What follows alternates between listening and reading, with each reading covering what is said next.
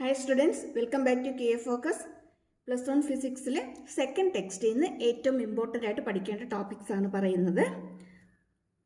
Second ടെക്സ്റ്റിനകത്ത് first chapter mechanical properties of solids, അതിൻ്റെ അകത്ത് ഹുക്സ് ലോ എന്താണെന്ന് അറിഞ്ഞിരിക്കണം. സ്ട്രെസ് സ്ട്രെയിൻ ഗ്രാഫിനകത്ത് കൂടുതലും ചോദിക്കുന്ന അതിനകത്തുള്ള ഓരോ ടേംസ് എന്തൊക്കെയെന്നുള്ളതായിരിക്കും. അതായത് ഈൽഡ് പോയിൻ്റ് എന്താ, ഇലാസ്റ്റിക് ലിമിറ്റ് എന്താ, ഫ്രാക്ചർ പോയിൻ്റ് എന്താ, അങ്ങനെയുള്ളതൊക്കെ ആയിരിക്കും. അല്ലെങ്കിൽ ചിലപ്പോൾ ഒരു മൾട്ടിപ്പിൾ ചോയ്സ് പോലെ നമുക്കൊരു സ്റ്റേറ്റ്മെൻറ്റ് തന്നിട്ട് അതിൻ്റെ താഴെ ആ പോയിൻ്റ് എന്തിനെയാണ് റെപ്രസെൻ്റ് ചെയ്യുന്നത്, ഫ്രാക്ചർ പോയിൻ്റ് ആണോ, ഈൽഡ് പോയിൻ്റ് ആണോ, ഇലാസ്റ്റിക് ലിമിറ്റ് ആണോ എന്ന് ഫൈൻഡ് ഔട്ട് ചെയ്യാനുള്ള ക്വസ്റ്റ്യൻസ് ആയിരിക്കും കാണുന്നത്. അപ്പോൾ ഈ ടേംസ് എല്ലാം പഠിച്ചിട്ടോണം, ഒത്തിരി ഇമ്പോർട്ടൻ്റ് ആണ്. അതുപോലെ തന്നെ ഇതുപോലത്തെ ഗ്രാഫുകൾ ചോദിക്കാറുണ്ട്. അതായത് സ്ട്രെസ് സ്ട്രെയിൻ ഒരു ഗ്രാഫ് തന്നിട്ട് ഈ തന്നിരിക്കുന്നതിനകത്ത് ഏതാണ് കൂടുതൽ ഇലാസ്റ്റിക് എന്ന് ഫൈൻഡ് ഔട്ട് ചെയ്യാനായിട്ട് ചോദിക്കാറുണ്ട്. അപ്പോൾ കൂടുതൽ ഇലാസ്റ്റിക് ഏതാണെന്ന് ഫൈൻഡ് ഔട്ട് ചെയ്യാനായിട്ട് നമ്മൾ ഫൈൻഡ് ഔട്ട് ചെയ്യേണ്ടത് കൂടുതൽ സ്ലോപ്പ് വരുന്നത് ഏതാണോ അതായിരിക്കും കൂടുതൽ ഇലാസ്റ്റിക് ആയിട്ട് വരുന്നത്. കൂടുതൽ സ്ലോപ്പ് വരുന്നത് ഏതാണോ അതായിരിക്കും കൂടുതൽ ഇലാസ്റ്റിക് ആയിട്ട് വരുന്നത്. അതായത് സ്ലോപ്പ് വരുന്നതെന്ന് പറയുമ്പോഴത്തേക്കും സ്ലോപ്പ് എന്ന് പറയുന്നത് ടാൻ തീറ്റയാണ് അല്ലേ, opposite side by adjacent side tan തീറ്റയാണ്. അതായത്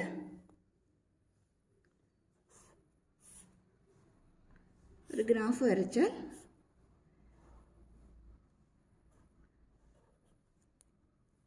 സ്ലോപ്പ് ഈക്വൽ ടു ടാൻ തീറ്റയാണ് എന്ന് വെച്ചാൽ that equal to opposite side by adjacent side. ഈ ഓപ്പോസിറ്റ് സൈഡ് എന്ന് പറയുന്നത് ഈ വൈ ആക്സിസ് ആണല്ലോ അല്ലേ, നമുക്ക് ഡി വൈ എന്ന് എഴുതാം, അഡ്ജസൻറ്റ് എന്ന് പറയുന്നത് ഡി എക്സ് എന്ന് എഴുതാം.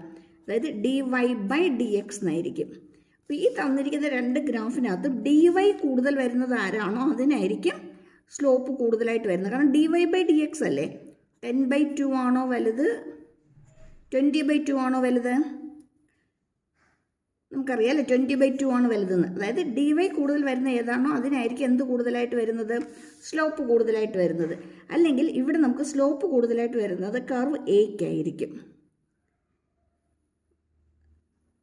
കർവ് എ ആയിരിക്കും, അല്ലെങ്കിൽ ഈ തന്നിരിക്കുന്ന ഗ്രാഫ് എ ആയിരിക്കും എന്തായിട്ട് വരുന്നത്, കൂടുതൽ ഇലാസ്റ്റിക് ആയിട്ട് വരുന്നത്.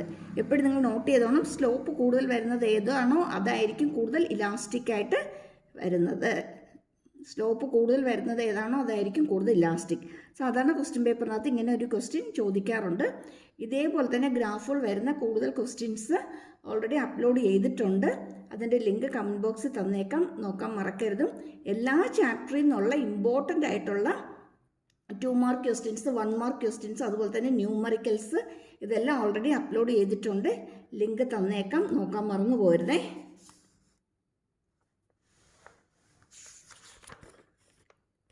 പിന്നെ ഇതിനകത്ത് നിന്ന് ഇങ്ങനെയുള്ള ടേംസ് ഒക്കെ 1 മാർക്ക് ക്വസ്റ്റ്യൻ ആയിട്ട് വരാറുണ്ട്.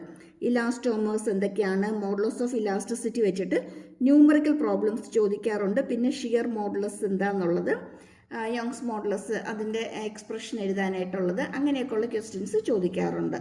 ചെറിയ ചെറിയ 1 മാർക്ക് ക്വസ്റ്റ്യൻ ഒക്കെ ആയിട്ടായിരിക്കും വരുന്നത്.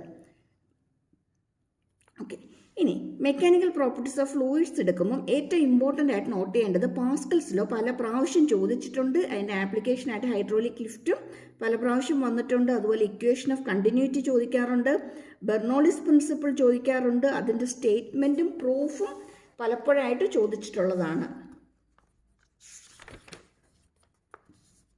അതുപോലെ തന്നെ സ്റ്റോക്സ് ഫോർമുല, ടെർമിനൽ വെലോസിറ്റി, ഇതിനെ ബേസ് ചെയ്ത് വരുന്ന ചെറിയ പ്രോബ്ലംസും ചോദിക്കാറുണ്ട്. അപ്പോൾ ഇതിനെ ബേസ് ചെയ്ത് വരുന്ന പ്രോബ്ലംസിൻ്റെയൊക്കെ ക്വസ്റ്റ്യൻസ് ഓൾറെഡി അപ്ലോഡ് ചെയ്തിട്ടുണ്ട്. ഞാൻ ലിങ്ക് തന്നേക്കാം.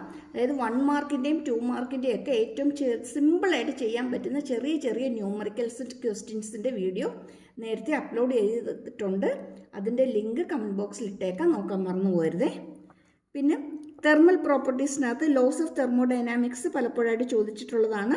0th law, 1st law, 2nd ലോയൊക്കെ എന്താണെന്ന് ചോദിച്ചിട്ടുണ്ട്. അതുപോലെ തന്നെ വർക്ക് ഡൺ ഫൈൻഡ് ഔട്ട് ചെയ്യാനുള്ളത് അതിനകത്ത് ഐസോ തെർമലും ഐസോ കോറിക്കുമാണ് സാധാരണ കൂടുതലായിട്ട് ചോദിച്ച് കണ്ടുവരുന്നത്.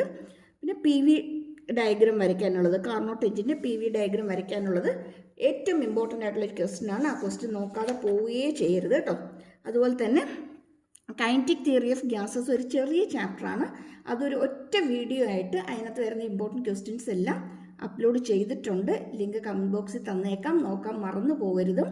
ഇനി ഈ ചാപ്റ്ററിൽ നിന്നൊക്കെ ഇനിയും ക്വസ്റ്റ്യൻസ് ഉണ്ട്, ഇല്ലാഞ്ഞിട്ടല്ല, പക്ഷേ ഏറ്റവും ഇമ്പോർട്ടൻ്റ് ആയിട്ടും കുറേ വർഷങ്ങളായിട്ട് ഏറ്റവും കൂടുതൽ റിപ്പീറ്റ് ചെയ്ത് ചോദിച്ചിട്ടുള്ള ക്വസ്റ്റ്യൻസുമാണ് ഈ വീഡിയോയിൽ പറഞ്ഞു പോയിരിക്കുന്നത്. അപ്പം ഈ ചാപ്റ്റേഴ്സ് ഒന്നും ഒട്ടും പഠിക്കാത്തവരാണെങ്കിൽ അറ്റ്ലീസ്റ്റ് ഈ ക്വസ്റ്റ്യൻസ് എങ്കിലും ഒന്ന് നോക്കിയിട്ട് പോകണം. അതേപോലെ തന്നെ ഫസ്റ്റ് ടെക്സ്റ്റിൽ നിന്നും ഏറ്റവും ഇമ്പോർട്ടൻ്റ് ആയിട്ടുള്ള ടോപ്പിക്സിൻ്റെ വീഡിയോ ഓൾറെഡി അപ്ലോഡ് ചെയ്തിട്ടുണ്ട്. അപ്പോൾ നിങ്ങൾ കാര്യമായിട്ടൊന്നും പഠിക്കാത്തവരാണെങ്കിൽ അറ്റ്ലീസ്റ്റ് ഇതിനകത്ത് നിന്ന് ഒരു 50% അല്ലെങ്കിൽ 60% ക്വസ്റ്റ്യൻസ് പഠിച്ചുകൊണ്ട് പോയാൽ തന്നെ നിങ്ങൾക്ക് പാസ് മാർക്ക് ഉറപ്പാക്കാൻ പറ്റും.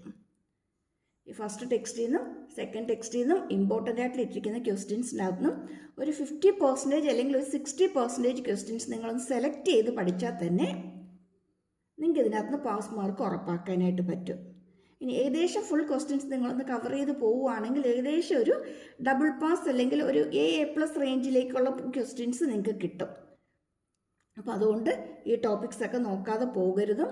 നിങ്ങൾക്ക് എങ്ങനെ വന്നൊരു 50-60% കവർ ചെയ്യുക എന്ന് പറയുമ്പോഴത്തേക്കും തന്നെ അത്യാവശ്യം നിങ്ങൾക്ക് വേണ്ടുന്ന എല്ലാം പാറ്റേൺ ടൈപ്സ് ഓഫ് ക്വസ്റ്റ്യൻസും അതിനകത്ത് വന്നിട്ടുണ്ടാവും. കാരണം ആ രീതിയിലാണ് ഇമ്പോർട്ടൻറ്റ് ടോപ്പിക്സ് ഇതിനകത്ത് സെലക്ട് ചെയ്ത് തന്നിരിക്കുന്നത്. ഇനി വേവ്സ് ആൻഡ് ഓസിലേഷനകത്ത് ഇമ്പോർട്ടൻ്റ് ആയിട്ട് വരുന്ന ക്വസ്റ്റ്യൻസ്, പ്രത്യേകിച്ച് ഓസിലേഷനകത്ത് വരുന്ന ന്യൂമറിക്കൽ പ്രോബ്ലംസ് നമുക്ക് കണ്ടാൽ ചിലപ്പം ചെയ്യാനായിട്ട് നമുക്കൊരു പേടി തോന്നും, ചെയ്യാൻ പറ്റുമോ എന്നൊക്കെ തോന്നും. പക്ഷേ ഒത്തിരി സിമ്പിളാണ്, പെട്ടെന്ന് ചെയ്യാവുന്നതാണ്. അതും ഓൾറെഡി അപ്ലോഡ് ചെയ്തിട്ടുള്ളതാണ്.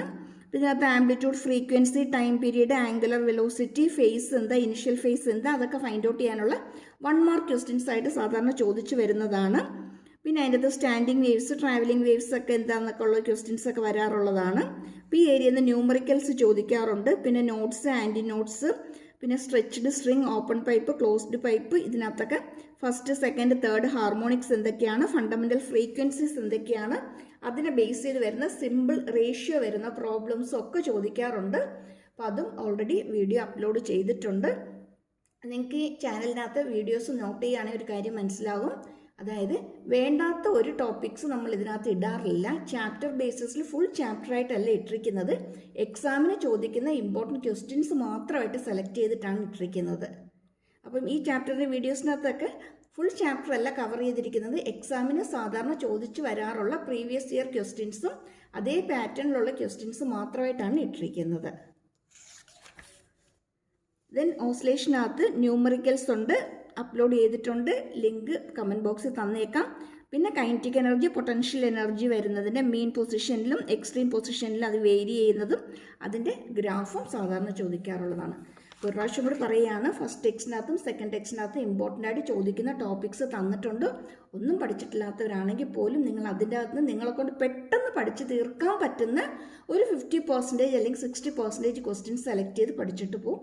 ഉറപ്പായിട്ട് നിങ്ങൾക്ക് പാസ് മാർക്ക് കിട്ടിയിരിക്കും. ഇനി അതിൽ കൂടുതൽ കവർ ചെയ്ത് പോകുന്നവരാണെങ്കിൽ, ഒരുവിധം ഈ ടോപ്പിക്സ് ഫുള്ളായിട്ട് നോക്കി തീർക്കുന്നവരാണെങ്കിൽ, നിങ്ങൾ ആദ്യം ഫുൾ പഠിച്ച് കഴിഞ്ഞിട്ടുള്ളവരാണെങ്കിൽ നിങ്ങൾ ഇതിനകത്ത് വരുന്ന ഇമ്പോർട്ടൻ്റ് ആയിട്ടുള്ള ടോപ്പിക്സ് എല്ലാം ഒന്ന് റിവൈസ് ചെയ്ത് അല്ലെങ്കിൽ ഒന്ന് പഠിച്ചതൊക്കെ ഒന്ന് റീക്യാപ്പ് ചെയ്യുക. പ്ലസ് എക്സ്ട്രാ ക്വസ്റ്റ്യൻസ് എന്തെങ്കിലുമൊക്കെ ബാക്കിയുള്ളതും കൂടി നോക്കിയിട്ട് പോവുകയാണെങ്കിൽ ഉറപ്പായിട്ട് നിങ്ങൾക്ക് A+ ഉറപ്പിക്കാനായിട്ട് പറ്റും. Anyway, all the best. എല്ലാ വീഡിയോസിലും പറയുന്ന പോലെ ലൈക്ക് ചെയ്യാനും ഷെയർ ചെയ്യാനും സബ്സ്ക്രൈബ് ചെയ്യാനും സപ്പോർട്ട് ചെയ്യാനും മറന്നു പോകരുത്. നെക്സ്റ്റ് വീഡിയോയിൽ കാണാം. All the best. എല്ലാവരും നല്ല കോൺഫിഡൻ്റ് ആയിട്ട് നന്നായിട്ട് എക്സാം എഴുതിക്കോളൂ. അതുപോലെ തന്നെ ഈ ചാപ്റ്റേഴ്സ് നോക്കി തീർക്കാത്തവരാണെങ്കിൽ അതിൻ്റെയൊക്കെ ഇമ്പോർട്ടൻ്റ് ആയിട്ടുള്ള ക്വസ്റ്റ്യൻസിൻ്റെ ലിങ്ക് കമൻറ്റ് ബോക്സിൽ ഇട്ടിട്ടുണ്ട്. നോക്കാൻ മറന്നു പോകരുത് കേട്ടോ. Okay, thank you.